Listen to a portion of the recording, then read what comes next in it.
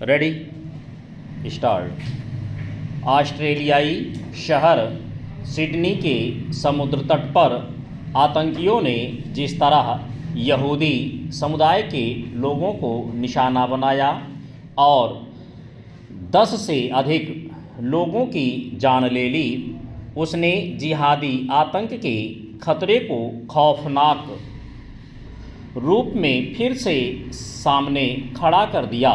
क्योंकि हमलावरों की पहचान हो गई है, इसलिए ना तो इसमें संदेह रह जाता है कि वे कट्टरपंथी इस्लामिक विचारधारा से ग्रस्त थे और ना ही इसमें कि उनका मकसद यहूदियों को निशाना बनाना था, क्योंकि उन पर तब हमला किया गया जब वे हनुक्का पर्व मनाने के लिए बड़ी संख्या में समुद्र तट पर एकत्रित हुए थे।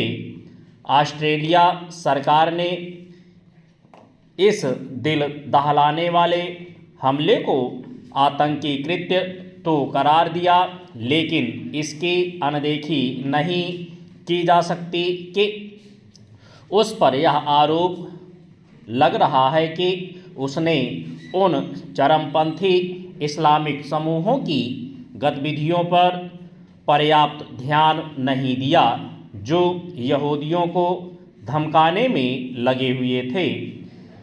इस आतंकी घटना को गाजा में हमास और इजरायल के बीच चली लंबी लड़ाई के परिणाम के रूप में देखा जा रहा है।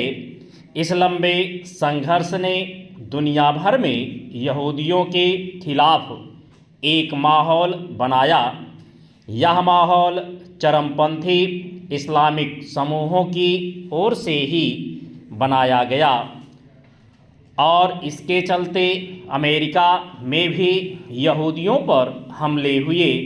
इसके अतिरिक्त पश्चिम के अन्य देशों में भी यहूदियों को निशाना बनाने की छिटपुट घटनाएं हुईं, लेकिन यह कहना समस्या का सरलीकरण करना होगा कि गाजा में इजरायल और हमास के बीच के संघर्ष ने ही कट्टरपंथी इस्लामिक समूहों को उग्र होने का अवसर दिया है।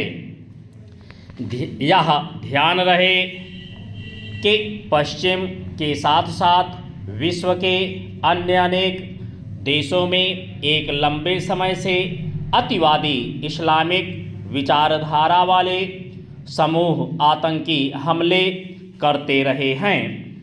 उनमें बड़ी संख्या में लोग मारे भी गए हैं।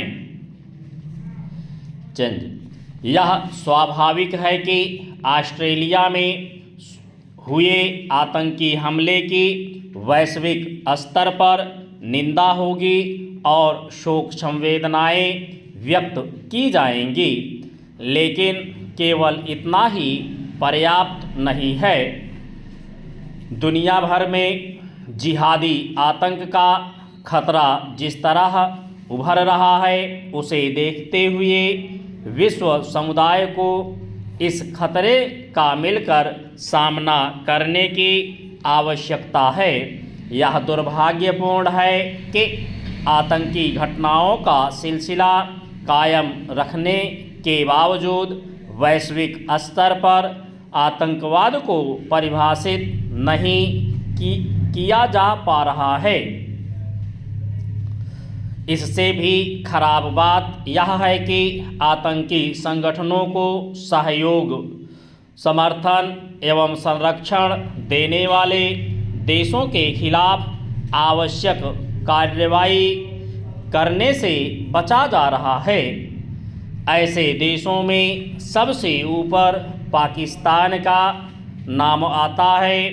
विश्व समुदाय को यह समझना होगा कि आतंकवाद का सामना केवल आतंकी गतिविधियों की भर्त्सना करके नहीं किया जा सकता।